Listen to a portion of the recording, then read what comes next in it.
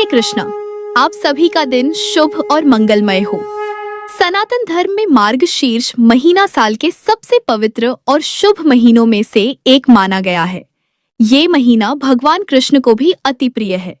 गीता में स्वयं श्री कृष्ण भगवान ने कहा है कि मासाना मार्गशीर्षोहम, अर्थात मैं महीनों में मार्गशीर्ष हूँ। कहा जाता है कि इस महीने में किए गए धार्मिक कार्य, दान पुण्य, पूजा पाठ और उपवास का फल कई गुना मिलता है। इस महीने में भगवान कृष्ण, विष्णु जी और लक्ष्मी माता की उपासना की जाती है। आज तारीख है 10 नवंबर और दिन है सोमवार। आज आप सभी श्रवण करेंगे मार्गशीर्ष मास महात्म्य का 5वां अध्याय।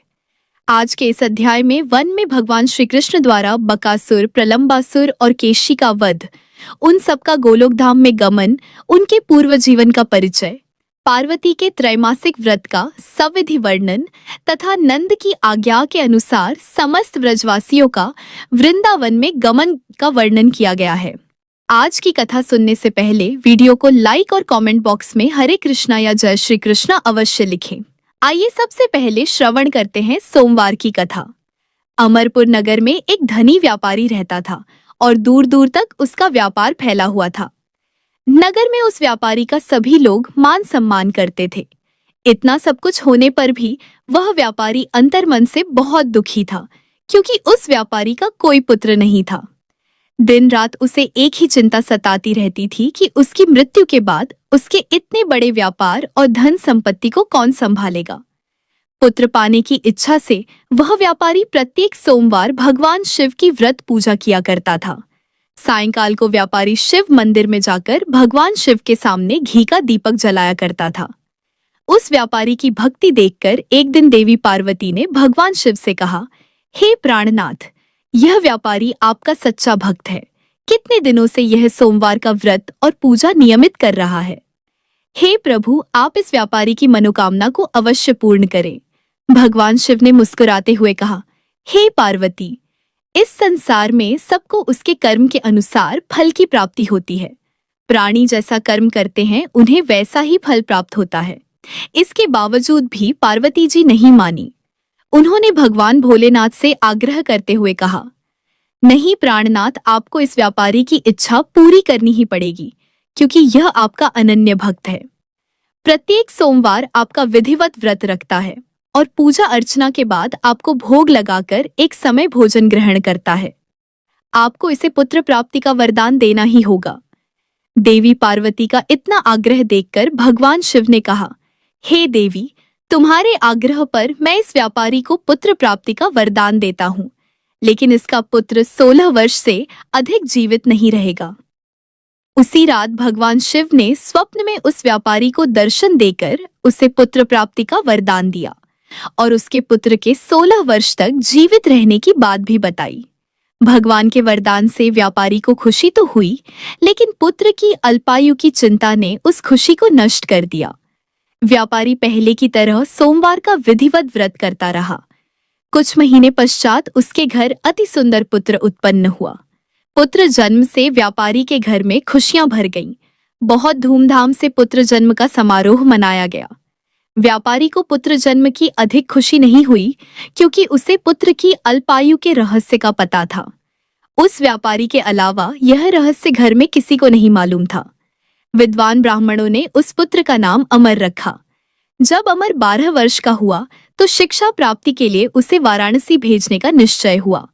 व्यापारी ने अमर के मामा दीपचंद को बुलाया और कहा कि अमर को शिक्षा प्राप्त करने के लिए वाराणसी छोड़ आओ। अमर अपने मामा के साथ शिक्षा प्राप्त करने के लिए चल दिया। रास्ते में जहां भी अमर और दीपचंद रात्रि विश्राम के लिए ठहरते, वहीं यज्ञ करते और ब्राह्मणों को भोजन कराते थे। लंबी यात्रा के बाद अमर और दीपचंद एक नगर में पहुंचे। उस नगर के राजा की कन्या के विवाह की खुशी में पूरे नगर को सजाया गया था। निश्चित समय पर बारात आ गई, लेकिन वर का पिता अपने बेटे के एक आंख से काने होने के कारण बहुत चिंतित था। उसे इस बात का भय सता रहा था कि राजा को इस बारे में पता चल गया तो कहीं वह विवाह से इनकार न कर दे और इससे उसकी बदनामी होगी। वर के पिता ने अमर को देखा तो उसके मस्तिष्क में एक विचार आया। उसने सोचा, क्यों न इस लड़के को दूल्हा बनाकर राजकुमारी से विवाह करा दूं। विवाह के बाद इसको धन देकर विदा कर दूंगा और राजकुमारी को अपने नगर में ले जाऊंगा। वर के पिता ने इसी संबंध में अमर और दीपचंद से बात की। दीपचंद ने धन मिलने के लालच में वर के पिता की बात स्वीकार कर ली। अमर को दूल्हे के वस्त्र पहनाकर राजकुमारी चंद्रिका से विवाह करा दिया गया। राजा ने बहुत सा धन देकर राजकुमारी को विदा किया। अमर जब लौट रहा था तो सच नहीं छिपा सका और उसने राजकुमारी की ओढ़नी पर लिख दिया कि राजकुमारी चंद्रिका, तुम्हारा विवाह तो मेरे साथ हुआ था, लेकिन मैं तो वाराणसी में शिक्षा प्राप्त करने जा रहा हूँ। अब तुम्हें जिस नवयुवक की पत्नी बनना पड़ेगा वह एक आंख से काना है। जब राजकुमारी ने अपनी ओढ़नी पर लिखा हुआ देखा और उसे पढ़ा तो उसने काने लड़के के साथ जाने से इनकार कर दिया। जब राजा को जानकारी मिली कि काने राजकुमार के साथ उसकी पुत्री का विवाह नहीं हुआ है तो राजकुमारी को महल में रख लिया। उधर अमर अपने मामा दीपचंद के साथ वाराणसी पहुंच गया। अमर ने गुरुकुल में पढ़ना शुरू कर दिया। जब अमर की आयु 16 वर्ष पूरी हुई तो उसने एक यज्ञ किया। यज्ञ की समाप्ति पर ब्राह्मणों को भोजन कराया और खूब अन्न वस्त्र दान किए। रात को अमर अपने शयन कक्ष में सो गया। शिवजी के वरदान के अनुसार शयनावस्था में ही अमर के प्राण पखेरु उड़ गए। सूर्योदय पर मामा अमर को मृत देखकर रोने पीटने लगा। आसपास के लोग भी एकत्र होकर दुख प्रकट करने लगे। मामा के रोने विलाप करने के स्वर समीप से गुजरते हुए भगवान शिव और माता पार्वती ने भी सुने। पार्वती जी ने भगवान से कहा, प्राणनाथ, मुझसे इसके रोने के स्वर सहन नहीं हो रहे, आप इस व्यक्ति के कष्ट अवश्य दूर करें। भगवान शिव ने पार्वती जी के साथ अदृश्य रूप में समीप जाकर अमर को देखा तो पार्वती जी से बोले, हे देवी, यह तो उसी व्यापारी का पुत्र है जिसे मैंने 16 वर्ष की आयु का वरदान दिया था। इसकी आयु तो पूरी हो गई। पार्वती जी ने फिर भगवान शिव से निवेदन किया, हे प्राणनाथ, आप इस लड़के को जीवित करें, नहीं तो इसके माता पिता पुत्र की मृत्यु के कारण रो रो कर अपने प्राणों का त्याग कर देंगे। इस लड़के का पिता तो आपका परम भक्त है, वर्षों से सोमवार का व्रत करते हुए आपको भोग लगा रहा है। देवी पार्वती के आग्रह करने पर भगवान शिव ने उस लड़के को जीवित होने का वरदान दिया। भगवान शिव के आशीर्वाद से कुछ ही पल में वह जीवित होकर उठ बैठा। शिक्षा समाप्त करके अमर अपने मामा के साथ अपने नगर की ओर चल दिया। दोनों चलते हुए उसी नगर में पहुंचे जहां अमर का विवाह हुआ था। उस नगर में भी अमर ने यज्ञ का आयोजन किया। समीप से गुजरते हुए नगर के राजा ने यज्ञ का आयोजन देखा तो राजा ने अमर को तुरंत ही पहचान लिया। यज्ञ समाप्त होने पर राजा अमर और उसके मामा को महल में ले गया और कुछ दिन उन्हें महल में रखकर बहुत सा धन और वस्त्र देकर राजकुमारी के साथ विदा किया। रास्ते में सुरक्षा के लिए राजा ने बहुत से सैनिकों को भी साथ भेजा। दीपचंद नगर में पहुंचते ही एक दूत को घर भेजकर अपने आगमन की सूचना भेजी। अपने बेटे अमर के जीवित वापस लौटने की सूचना से व्यापारी बहुत प्रसन्न हुआ। व्यापारी ने अपनी पत्नी के साथ स्वयं को एक कमरे में बंद कर रखा था। भूखे प्यासे रहकर व्यापारी और उसकी पत्नी बेटे की प्रतीक्षा कर रहे थे। उन्होंने प्रतिज्ञा कर रखी थी कि यदि उन्हें उनके बेटे की मृत्यु का समाचार मिला तो दोनों अपने प्राण त्याग देंगे। व्यापारी अपनी पत्नी और मित्रों के साथ नगर के द्वार पर पहुंचा। अपने बेटे के विवाह का समाचार सुनकर और पुत्रवधू राजकुमारी चंद्रिका को देखकर उसकी खुशी का ठिकाना न रहा। उसी रात भगवान शिव ने व्यापारी के स्वप्न में आकर कहा, हे श्रेष्ठी, मैंने तेरे सोमवार के व्रत करने और व्रत कथा सुनने से प्रसन्न होकर तेरे पुत्र को लंबी आयु प्रदान की है। भगवान शिव की बातें सुनकर व्यापारी स्वप्न में ही बहुत प्रसन्न हुआ। सोमवार का व्रत करने से व्यापारी के घर में खुशियां लौट आईं। शास्त्रों में लिखा है कि जो स्त्री पुरुष सोमवार का विधिवत व्रत करते और व्रत कथा को सुनते हैं, उनकी सभी इच्छाएं पूरी होती हैं। एक बार प्रेम से बोलिए, जय भोलेनाथ, जय माता पार्वती। अब आइए श्रवण करते हैं आज का अध्याय। भगवान नारायण कहते हैं, मुने, एक समय की बात है। माधव, श्री कृष्ण बहुत से बालकों और हलधर के साथ खा पीकर खेलने के लिए श्रीवन में गए। वहां मधुसूदन ने नाना प्रकार की बालोचित क्रीड़ाएं की। वह क्रीड़ा समाप्त करके गोप बालकों के साथ उन्होंने गोधन को आगे बढ़ाया। वहां वन में स्वादिष्ट जल पीकर वे महाबली श्री कृष्ण उस स्थान से गोधन सहित मधुवन में गए। उस वन में एक बलवान और भयंकर दैत्य था जिसकी आकृति और मुख बड़े विकराल थे। उसका रंग सफेद था। वह पर्वताकार दैत्य बगुले के आकार में दिखाई देता था। उसने देखा, गोष्ठ में गांव का समुदाय है और ग्वाल बालों के साथ केशव और बलराम भी विद्यमान हैं। फिर तो जैसे अगस्त्य ने वातापी को उदरस्त कर लिया था, उसी प्रकार वह दैत्य वहां सबको लीलापूर्वक लील गया और बकासुर ग्रास बन गया। यह देख सब देवता भय से कांप उठे। वे संत्रस्त हो हाहाकार करने लगे और हाथों में शस्त्र लेकर दौड़े। इंद्र ने दधीचि मुनि की हड्डियों का बना हुआ वज्र चलाया, किंतु उसके प्रहार से बकासुर मर न सका। केवल उसकी एक पांख जल गई। चंद्रमा ने हिमपात किया, किंतु उससे उस दानव को केवल सर्दी के कष्ट का अनुभव हुआ। सूर्यपुत्र यम ने उस पर यमदंड मारा। उससे वह कुंठित हो गया, हिलडुल न सका। वायु ने वायव्यास्त्र चलाया। उससे वह एक स्थान से उठकर दूसरे स्थान पर चला गया। वरुण ने शिलाओं की वर्षा की। उससे उसको बहुत पीड़ा हुई। अग्निदेव ने आग्नेयास्त्र चलाकर उसकी सभी पांखें जला दी। कुबेर के अर्धचंद्र से उसके पैर कट गए। ईशान के शूल से वह असुर मूर्छित हो गया। यह देख ऋषि और मुनि भयभीत हो श्री कृष्ण को आशीर्वाद देने लगे। इसी बीच में श्री कृष्ण ब्रह्मतेज से प्रज्वलित हो उठे। उन परमेश्वर ने बाहर और भीतर से दैत्य के सारे अंगों में दाह उत्पन्न कर दिया। तब उन सब का वमन करके उस दानव ने प्राण त्याग दिए। इस प्रकार बकासुर का वध करके बलवान श्री कृष्ण ग्वालबालों और गौओं के साथ अत्यंत मनोहर केलिकदम्ब कानन में जा पहुंचे। इसी समय वहां वृषरूपधारी प्रलंब नामक असुर आ पहुंचा, जो बड़ा बलवान, महान धूर्त तथा पर्वत के समान विशालकाय था। उसने दोनों सींगों से श्रीहरि को उठाकर वहां घुमाना आरंभ किया। यह देख सब ग्वालबाल इधर उधर भागने और रोने लगे, परंतु बलवान बलराम जोर जोर से हंसने लगे, क्योंकि वे जानते थे कि मेरा भाई साक्षात परमेश्वर है। उन्होंने बालकों को समझाया और कहा, भय किस बात का है। इधर मधुसूदन ने स्वयं उसके दोनों सींग पकड़ लिए और उसे आकाश में घुमाकर भूतल पर दे मारा। दैत्यराज प्रलंब पृथ्वी पर गिरकर अपने प्राणों से हाथ धो बैठा। यह देख सब गोप बालक हंसने, नाचने और खुशी से गीत गाने लगे।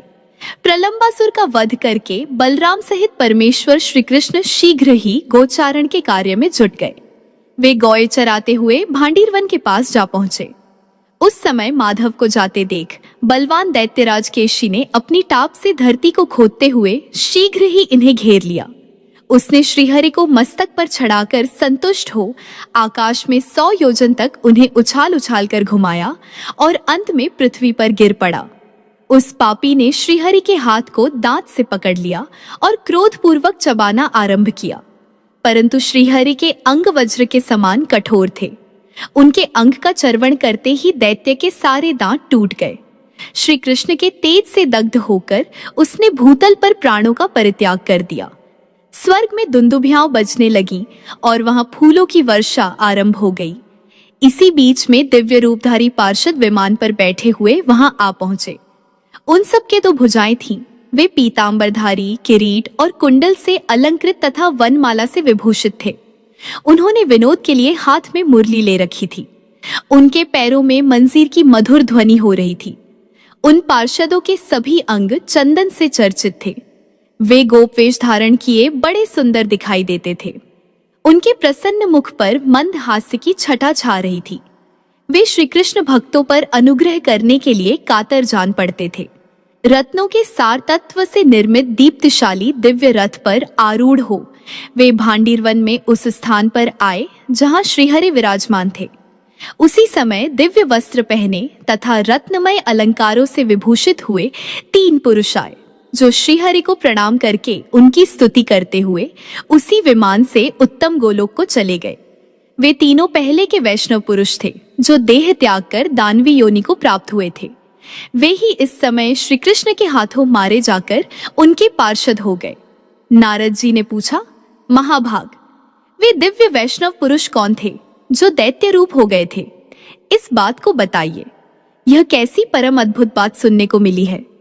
भगवान नारायण बोले, ब्राह्मण सुनो, मैं इसका प्राचीन इतिहास बता रहा हूँ। मैंने पुष्कर तीर्थ में सूर्य ग्रहण के अवसर पर साक्षात महेश्वर के मुख से इस विषय को सुना था। श्रीहरि के गुण कीर्तन के प्रसंग में भगवान शंकर ने यह कथा कही थी। गंधमादन पर्वत पर गंधर्वराज गंधवाह रहा करते थे। वे श्रीहरि की सेवा में तत्पर रहने वाले महान तपस्वी और श्रेष्ठ संत थे। मुने, उनके 4 पुत्र हुए जो गंधर्वों में श्रेष्ठ समझे जाते थे। वे सोते और जागते समय दिन रात श्री कृष्ण के चरण कमलों का ही चिंतन करते रहते थे। वे सभी दुर्वासा के शिष्य थे और श्री कृष्ण की आराधना में लगे रहते थे। प्रतिदिन कमल चढ़ाकर श्रीहरि की पूजा करने के पश्चात ही जल पीते थे। उन चारों के नाम इस प्रकार हैं: वसुदेव, सुहोत्र, सुदर्शन और सुपार्श्व। वे चारों श्रेष्ठ वैष्णव थे और पुष्कर में तपस्या करते थे। चिरकाल तक तपस्या करने के पश्चात उन्होंने मंत्र को सिद्ध कर लिया था। उन चारों में जो ज्येष्ठ वसुदेव था, वह दुर्वासा से योग्य शिक्षा पाकर योगियों में श्रेष्ठ और सिद्ध हो गया। उसने विवाह नहीं किया। वह ब्रह्म तेज से प्रज्वलित हो तत्काल देह त्याग कर श्री कृष्ण का पार्षद हो तट पर गया। एक दिन वे तीनों भाई चित्र सरोवर के गए। वे सूर्योदय काल में श्रीहरि की पूजा के लिए कमल लेना चाहते थे। मुने, कमलों का संग्रह करके जाते हुए उन वैष्णवों को जब भगवान शंकर के सेवकों ने देखा, तब वे सब उन्हें बांधकर अपने साथ ले गए। शंकर के सेवक शरीर से बलिष्ठ थे, अतः उन दुर्बल वैष्णवों को पकड़कर उन्हें शंकर जी के पास ले गए। भगवान शंकर को देखकर उन सब वैष्णवों ने भूतल पर माथा टेक उन्हें प्रणाम किया। शिव जी उन्हें उत्तम आशीर्वाद दे शीघ्र ही उनसे वार्तालाप के लिए उद्यत हुए। उस समय उनके प्रसन्न मुख पर मुस्कुराहट खेल रही थी और वे उन भक्तजनों पर अनुग्रह करने के लिए कातर हो चुके थे। भगवान शिव ने पूछा, पार्वती के सरोवर में प्रवेश करके कमल लेने वाले तुम लोग कौन हो? पार्वती के व्रत की पूर्ति के लिए 1 लाख यक्ष उस सरोवर की रक्षा करते हैं। पार्वती पति विषयक सौभाग्य की वृद्धि के लिए जब त्रैमासिक व्रत आरंभ करती है, तब वे लगातार 3 महीने तक श्री हरि को भक्ति भाव से प्रतिदिन 1 सहस्त्र कमल चढ़ाती है। भगवान शिव का यह वचन सुनकर वे तीनों वैष्णव भयभीत हो भक्ति से मस्तक झुका हाथ जोड़कर बोले। गंधर्वों ने कहा, प्रभु, हम लोग गंधर्वराज गंधवाह के पुत्र गंधर्वों में श्रेष्ठ हैं। महेश्वर, हम लोग प्रतिदिन श्रीहरि को कमल चढ़ाकर ही जल पीते हैं। हे नाथ, हम यह नहीं जानते थे कि पार्वती के द्वारा इस सरोवर की रक्षा की जाती है। आप यह सारे कमल ले लीजिए और अपने व्रत को सफल बनाइए। महादेव, हम आज कमल नहीं चढ़ाएंगे और जल भी नहीं पिएंगे। हमने आपको ही वे कमल अर्पित कर दिए, जिनके चरण कमल का प्रतिदिन चिंतन करके हम कमल से पूजा करते हैं। आज साक्षात उन्हीं को कमल अर्पण करके हम सब के सब पवित्र हो गए। प्रभु, ब्रह्म एक ही है, दूसरा नहीं है। उनके कहाँ देह और कहाँ रूप। भक्तों पर अनुग्रह करने के लिए ही भगवान शरीर धारण करते हैं। रूप भेद माया से ही प्रतीत होता है। प्रभु, आप ये कमल ले लीजिए, क्योंकि आप ही हमारे प्रभु हैं।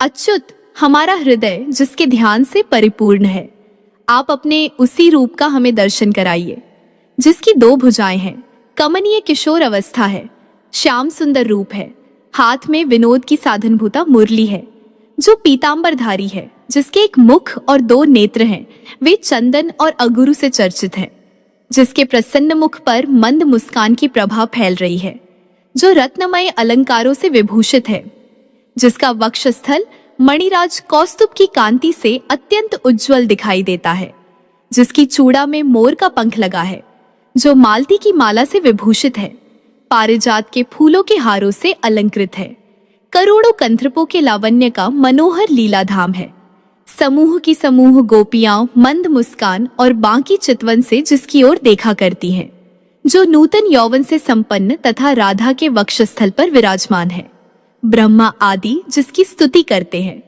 जो सबके लिए वंदनीय, चिंतनीय और वांछनीय है, और जो स्वात्माराम, पूर्ण काम तथा भक्तों पर अनुग्रह के लिए कातर रहने वाला है। आपके उसी रूप का हम दर्शन करना चाहते हैं। ऐसा कहकर वे श्रेष्ठ गंधर्व भगवान शंकर के सामने खड़े हो गए। श्री कृष्ण के रूप का वर्णन सुनकर भगवान शंकर के श्रीअंगों में रोमांच हो आया, उनके नेत्रों में आंसू भर आए।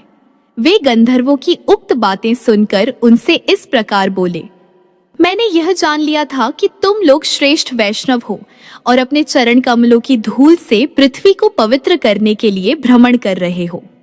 मैं श्री कृष्ण भक्त के दर्शन की सदा ही इच्छा करता रहता हूँ, क्योंकि साधु संत तीनों लोकों में दुर्लभ हैं। तुम लोग मुझे पार्वती और देवताओं से भी बढ़कर सदा प्रिय हो। मुझे वैष्णवजन अपने तथा अपने भक्तों से भी अधिक प्रिय है, परंतु मैंने पूर्व काल में जो प्रतिज्ञा कर रखी है वह भी व्यर्थ नहीं होनी चाहिए।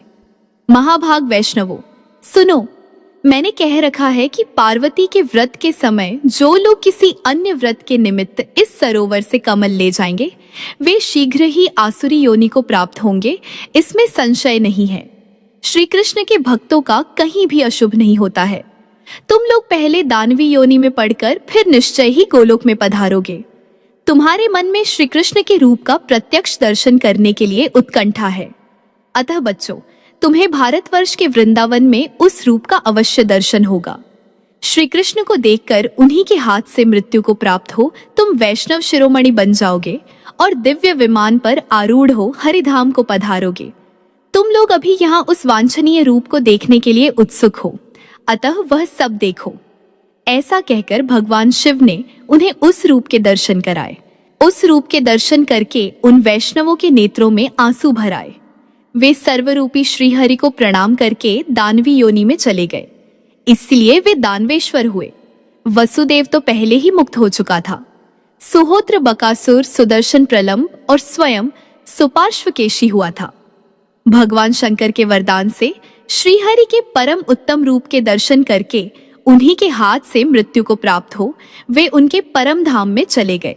विप्रवर, श्रीहरि का यह अद्भुत चरित्र कहा गया। बक, प्रलंब और केशी उद्धार का यह प्रसंग वाचकों और श्रोताओं को मोक्ष प्रदान करने वाला है।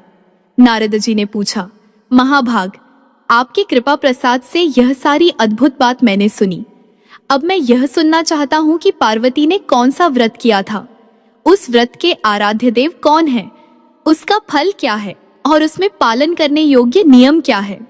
भगवान, उस व्रत के लिए उपयोगी द्रव्य कौन कौन से हैं, कितने समय तक वह व्रत किया जाता है और उसकी प्रतिष्ठा में क्या क्या करना आवश्यक होता है। प्रभु, भली भांति विचार कर बताइए। इसे सुनने के लिए मेरे मन में बड़ा कौतूहल है। श्री नारायण बोले, मुने, यह त्रैमासिक नामक व्रत है जो नारी के पति विषयक सौभाग्य को बढ़ाने वाला है। इस व्रत के आराध्य देवता हैं राधिका सहित भगवान श्री कृष्ण। उत्तरायण के विषुव योग में इसका आरंभ होता है और दक्षिणायन आरंभ होने तक इसकी समाप्ति हो जाती है। वैशाखी संक्रांति से एक दिन पहले संयम पूर्वक रहकर निश्चय ही हविष्य का सेवन करे। फिर वैशाखी संक्रांति के दिन स्नान करके गंगा तट पर व्रत का संकल्प ले।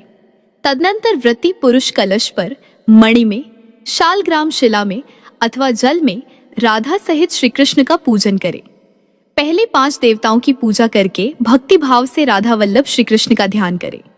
उनके सामवेदोक्त ध्यान का वर्णन करता हूँ, सुनो। भगवान श्री कृष्ण की अंग कांति सजल जलधर के समान श्याम है। वे रेशमी पीतांबर धारण करते हैं। उनका मुख शरद काल की पूर्णिमा के चंद्रमा के समान मनोहर है। उस पर मंदहास की प्रभा फैल रही है। नेत्र शरद ऋतु के प्रफुल्ल कमलों की शोभा को तिरस्कृत कर रहे हैं। उनमें सुंदर अंजन लगा हुआ है। वे गोपियों के मन को बारंबार मोहते रहते हैं। राधा उनकी ओर देख रही है। वे राधा के वक्षस्थल में विराजमान हैं। ब्रह्मा, अनंत, शिव और धर्म आदि देवता उनकी स्तुति करते हैं। इस प्रकार श्री कृष्ण का ध्यान करके व्रती पुरुष उस ध्यान के द्वारा ही उनका सानंद आवाहन करे। इसके बाद वह राधा का ध्यान करे। वह ध्यान यजुर्वेद की माध्यन्दिन शाखा में वर्णित है। राधा रासेश्वरी हैं, रमणीया हैं और रासोल्लास रस के लिए उत्सुक रहती है।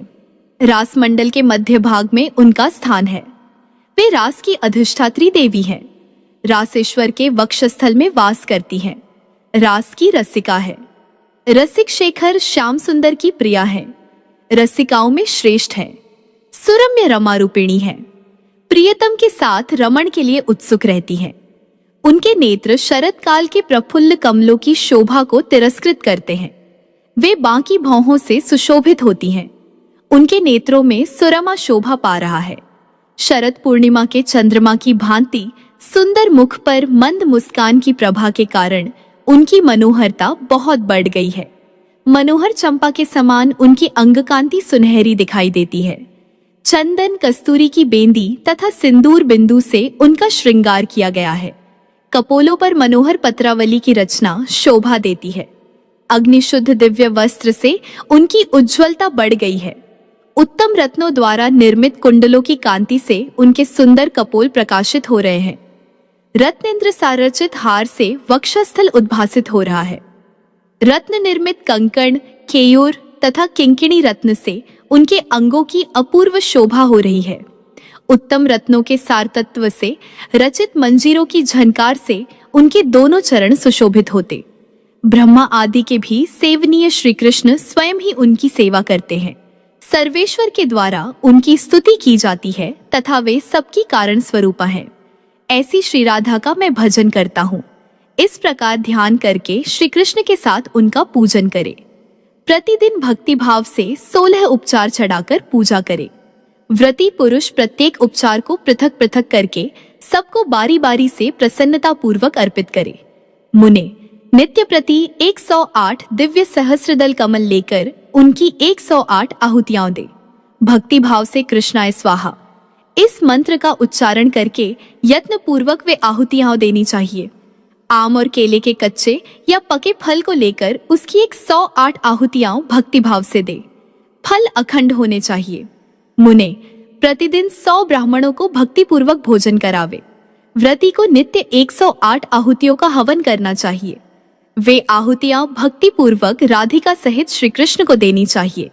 नारद घृत मिश्रित तिल से भी हवन करे। नित्य बाजे बजावे और श्रीहरि का कीर्तन करावे। 3 मास तक इस नियम का पालन करके उसके बाद व्रत की प्रतिष्ठा करे। नारद प्रतिष्ठा के दिन जो विधान आवश्यक है उसे सुनो। विप्रवर 90,000 अक्षत कमल की आहुति दे और यत्न पूर्वक 9,000 ब्राह्मणों को उत्तम, स्वादिष्ट एवं मीठे अन्न भोजन करावे। 9,720 फल तथा नाना प्रकार के मनोहर द्रव्य का नैवेद्य अर्पण करे। इसके बाद संस्कार युक्त अग्नि की स्थापना करके विद्वान पुरुष होम करे। घृत युक्त तिल की 90,000 आहुतियां देकर ब्राह्मणों को भक्ति भाव से वस्त्र, भोजन, यज्ञोपवीत और फल सहित अन्न और तिल के लड्डू दें। उन लड्डुओं को गंध, पुष्प से अर्चित करके देना चाहिए। साथ ही शीतल जल से भरे हुए 90 कलशों का भी दान करना चाहिए। इस प्रकार व्रत करके ब्राह्मण को दक्षिणा देनी चाहिए। दक्षिणा का परिमाण वही है जो वेदों में बताया गया है। 1000 बैल हो और उनके सींगों में सोना मढ़ा गया हो। ब्राह्मण इस प्रकार त्रैमासिक व्रत बताया गया। इस व्रत का अनुष्ठान कर लिया जाए तो यह विशिष्ट संतति देने वाला और पति सौभाग्य की वृद्धि करने वाला होता है। इस व्रत के प्रभाव से 100 जन्मों तक नारी का अखंड सौभाग्य बना रहता है और निश्चय ही वह 100 जन्मों तक सत्पुत्र की जननी होती है। उसका कभी पति और पुत्र से वियोग नहीं होता। पुत्र दास की भांति उसकी आज्ञा का पालक होता है तथा पति भी उसकी बात को मानने वाला होता है। वह सती नारी प्रतिक्षण श्री राधा कृष्ण की भक्ति से संपन्न होती है। व्रत के प्रभाव से उसको ज्ञान तथा श्रीहरि की स्मृति प्राप्त होती है। इस सामवेदोक्त व्रत का पूर्व काल में हम दोनों ने भी पालन किया था। ब्राह्मण दूसरी स्त्रियों द्वारा उस व्रत का अनुष्ठान होता देख पार्वती देवी ने प्रसन्नता पूर्वक दोनों हाथ जोड़ भक्ति भाव से सिर झुकाकर भगवान शंकर से कहा। पार्वती बोली, जगन्नाथ आज्ञा कीजिए, मैं उत्तम व्रत का पालन करूंगी। हम दोनों के इष्ट देव श्रीहरि के व्रतों में यह श्रेष्ठ व्रत है। नाथ, श्रीहरि की आराधना समस्त मंगलों की कारण रूपा है। यज्ञ, दान, वेदाध्ययन, तीर्थ सेवन और पृथ्वी की परिक्रमा, ये सब श्रीहरि की आराधना की 16वीं कला के भी बराबर नहीं है। जिसके बाहर और भीतर प्रतिक्षण श्रीहरि की स्मृति बनी रहती है, उस जीवन मुक्त पुरुष के दर्शन से ही मुक्ति प्राप्त हो जाती है। उसके चरण कमलों की धूल पड़ने से वसुधा उसी क्षण शुद्ध हो जाती है तथा उसके दर्शन मात्र से तीनों लोग पवित्र हो जाते हैं। ब्रह्मा, विष्णु, धर्म, शेषनाग, आप महेश्वर और गणेश, ये सब लोग जिनके चरण कमलों का चिंतन करते करते उन्हीं के समान महातेजस्वी हो गए हैं। जो जिसका सदा ध्यान करता है वह निश्चय ही उसे प्राप्त कर लेता है। इतना ही नहीं, ध्याता पुरुष गुण, तेज, बुद्धि और ज्ञान की दृष्टि से अपने ध्येय के समान ही हो जाता है। श्री कृष्ण के चिंतन, तप, ध्यान और सेवा से मैंने आप जैसा स्वामी और पुत्र भी प्राप्त किया है। मुझे अनायास ही सब कुछ मिल गया। मेरा मनोरथ पूर्ण हो गया। मुझे आप जैसे स्वामी मिले, कार्तिकेय और गणेश जैसे पुत्र प्राप्त हुए तथा श्री कृष्ण के अंश स्वरूप हिमवान जैसे पिता मिले। प्रभु, मेरे लिए कौन सी वस्तु दुर्लभ है? पार्वती की यह बात सुनकर भगवान शंकर बहुत प्रसन्न हुए। उनका शरीर पुलकित हो उठा और वे हंसकर मधुर वाणी में बोले। श्री महादेव जी ने कहा, ईश्वरी, तुम महालक्ष्मी स्वरूपा हो। तुम्हारे लिए क्या असाध्य है। तुम सर्व संपत स्वरूपा और अनंत शक्ति रूपिणी हो। देवी, तुम जिसके घर में हो वह संपूर्ण ऐश्वर्य का भाजन है। शुभ प्रदय, मैं, ब्रह्मा और विष्णु तुम में भक्ति रखकर तुम्हारे कृपा प्रसाद से ही संसार की सृष्टि, पालन और संहार में समर्थ हुए हैं। हिमालय कौन है? मेरी क्या बिसात है? और कार्तिकेय तथा गणेश क्या है? तुम्हारे बिना हम सब लोग असमर्थ हैं और तुम्हारा सहयोग पाकर हम सभी सब कुछ करने में समर्थ है। जो पतिव्रता के योग्य है और जो प्राचीन काल से श्रुति में सुनी गई है, वह आज्ञा परमेश्वर की आज्ञा है। पतिव्रते, उस ईश्वरीय आज्ञा को स्वीकार करके तुम व्रत का पालन करो। अब तक जिन स्त्रियों ने इस व्रत का पालन किया है, उन सब की अपेक्षा विलक्षण ढंग से तुम इस त्रैमासिक व्रत का अनुष्ठान करो। इस व्रत में भगवान सनत कुमार तुम्हारे पुरोहित हों। सुंदरी, इसमें जितने कमलों, ब्राह्मणों और द्रव्यों की आवश्यकता हो, उन सबको देने के लिए मैं उद्यत हूँ। तुम कुबेर को द्रव्य कोष का संरक्षक नियत करो। इस व्रत में दानाध्यक्ष में रहूंगा और स्वयं भगवती लक्ष्मी धन देने वाली होंगी। अग्निदेव वेद का पाठ करेंगे, वरुण देवता जल देंगे, यक्ष लोग वस्तुओं को ढोकर लाने का काम करेंगे और स्कंद उनके अध्यक्ष रहेंगे।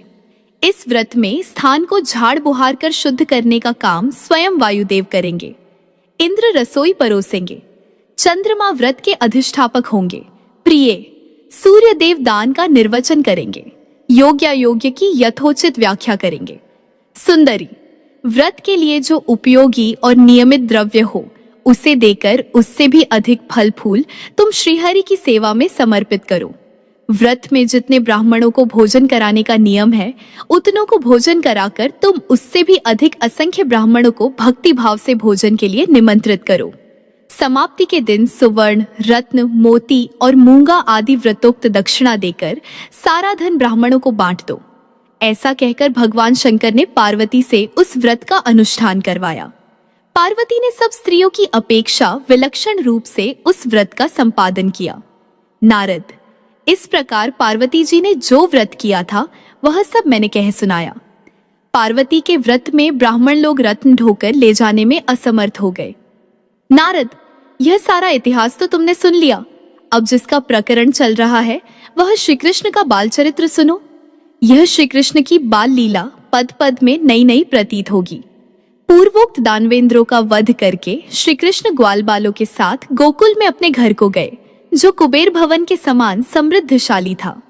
वहां बालकों ने प्रसन्नता पूर्वक सब लोगों से वन में घटित घटनाओं की बातें बताईं। यह सुनकर सब लोग चकित रह गए, किंतु नंद जी को बड़ा भय हुआ। उन्होंने वृद्ध गोपों तथा बड़ी बूढ़ी गोपियों को घर पर बुलवाया और उन सब के साथ समयोचित कर्तव्य का विचार करके उक्त संकट से बचने के लिए युक्ति ढूंढ निकाली। युक्ति निश्चित करके गोपराज उस स्थान का त्याग कर देने को उद्यत हो गए। मुने, उन्होंने उसी क्षण सबको वृंदावन में चलने की आज्ञा दी। नंद जी की आज्ञा सुनकर सब लोग वहां जाने को उद्यत हो गए। गोप, गोपियां, बालक, बालिकाएं सब इस नई यात्रा के लिए तैयार हो गए। समस्त ग्वाल बाल श्री कृष्ण और हलधर के साथ प्रसन्नता पूर्वक चल दिए। अनेक प्रकार की वेशभूषा वाले वे बालक गीत गाते हुए जा रहे थे। कोई वंशी की तान छेड़ते थे तो कोई सींग बजाते थे। किन्हीं के हाथों में करताल थे। कुछ लोगों ने अपने हाथों में वीणा ले रखी थी। किन्हीं के हाथों में श्रयंत्र थे तो किन्हीं के सिंगे। कुछ गोप बालकों ने अपने कानों में नए पल्लव पहन रखे थे। कितनों ने अधखिले कमल और दूसरे दूसरे फूल धारण कर रखे थे। किन्हीं के हाथों में फूलों के नए नए गजरे थे। कुछ लोगों ने आजानुलंबिनी वनमाला गले में डाल रखी थी। कुछ बालकों ने पल्लवों तथा फूलों से अपनी चोटियां सजा रखी थी। विप्रवर, सब ग्वाल बाल तरुण अवस्था वाली गोपियों के यूथ और बड़ी बूढ़ी गोपियों की अपार संख्या थी। मुने, श्री राधा की जो सुशीला आदि सहेली गोपियां थीं, वे नाना प्रकार के अलंकारों से विभूषित हो बड़ी भव्य दिखाई देती थीं। दिव्य वस्त्र धारण कर हर्ष से मुस्कुराती हुई वे सब की सब वृंदावन की ओर चली। कोई शिबिका पर सवार थी तो कोई रथ पर। राधिका देवी रत्नमय अलंकारों से विभूषित हो सुवर्णमय उपकरणों से युक्त रथ पर बैठकर उन सब सहेलियों के साथ यात्रा कर रही थीं। यशोदा और रोहिणी जी भी रत्नमय अलंकारों से अलंकृत हो सुवर्णमय उपकरणों से सुसज्जित रथ पर चढ़कर जा रही थीं। नंद, सुनंद, श्रीदामा, गिरिभानु, विभाकर, वीरभानु और चंद्रभानु, ये प्रमुख गोपगण हाथी पर बैठकर सानंद यात्रा कर रहे थे। श्री कृष्ण और बलदेव दोनों भाई रत्न निर्मित आभूषणों से विभूषित हो सुवर्णमय रथ पर बैठकर बड़े हर्ष के साथ वृंदावन की ओर जा रहे थे। कोटि कोटि बूढ़े और जवान गोप उस यात्रा में सम्मिलित थे। कोई घोड़े पर सवार थे, कोई हाथियों पर बैठे थे और कितने ही रथ पर चढ़कर यात्रा करते थे। नंद के सेवक उद्दत गोपगण बड़े हर्ष के साथ चल रहे थे। उनमें से कुछ लोग बैलों पर सवार थे। वे सब के सब संगीत की तान में तत्पर थे। राधिका की दूसरी दासियां बहुत बड़ी संख्या में यात्रा कर रही थीं। उनके मन में बड़ा उल्लास था। मुख पर मंद मुस्कान की छटा छा रही थी और वे सब की सब सोने के गहनों से सजी थीं। उनमें से कितनों के हाथ में सिंदूर थे, कितनी ही काजल लेकर चल रही थीं। किन्हीं के हाथों में कंदुक थे तो किन्हीं के पुतलियां। कुछ सुंदरी दासियां अपने हाथों में भोग द्रव्य और क्रीड़ा द्रव्य लेकर चल रही थीं। किन्हीं के हाथों में वेश रचना की सामग्री थी तो किन्हीं के हाथों में फूलों की मालाएं। कुछ गोपियां हाथों में वीणा आदि वाद्य लिए सानंद यात्रा कर रही थीं। कुछ अपने साथ अग्निशुद्ध दिव्य वस्त्रों का भार लिए चल रही थीं। कितनी ही चंदन, अगुरु, कस्तूरी और केसर का द्रव ले जा रही थीं। कोई संगीत में मग्न थी तो कोई विचित्र कथाएं कह रही थी। उस समय कोटि कोटि शिबिकाएं, रथ, घोड़े, गाड़ियां, बैल और लाखों हाथी आदि चल रहे थे। मुने, वृंदावन में पहुंचकर सबने उसे गृह शून्य देखा। तब वे सभी लोग वृक्षों के नीचे यथास्थान ठहर गए। उस समय श्री कृष्ण ने गोपों को अभीष्ट गृह और गांवों के ठहरने के स्थान बताते हुए कहा, आज इसी तरह ठहरो, कल सब व्यवस्था हो जाएगी। श्री कृष्ण की यह बात सुनकर गोपों ने पूछा, कन्हैया, यहाँ कहाँ घर है? उनका यह प्रश्न सुनकर श्री कृष्ण बोले, इस स्थान पर बहुत से स्वच्छ गृह हैं जिन्हें देवताओं ने बनाया है, परंतु उन देवताओं को प्रसन्न किए बिना कोई भी गृह हमारी दृष्टि में नहीं आ सकते। अतः गोपगण, आज वन देवताओं की पूजा करके बाहर ही ठहरो। प्रातःकाल तुम्हें यहाँ निश्चय ही बहुत से रमणीय गृह दिखाई देंगे। धूप, दीप, नैवेद्य, भेंट, पुष्प और चंदन आदि के द्वारा वट के मूल भाग में स्थित चंडिका देवी की पूजा करो। श्री कृष्ण की यह बात सुनकर गोपों ने दिन में देवताओं की पूजा करके भोजन आदि किए और रात में वहीं प्रसन्नता पूर्वक शयन किया। आज का अध्याय बस यहीं तक। इसके आगे का वृतांत सुनिएगा अगले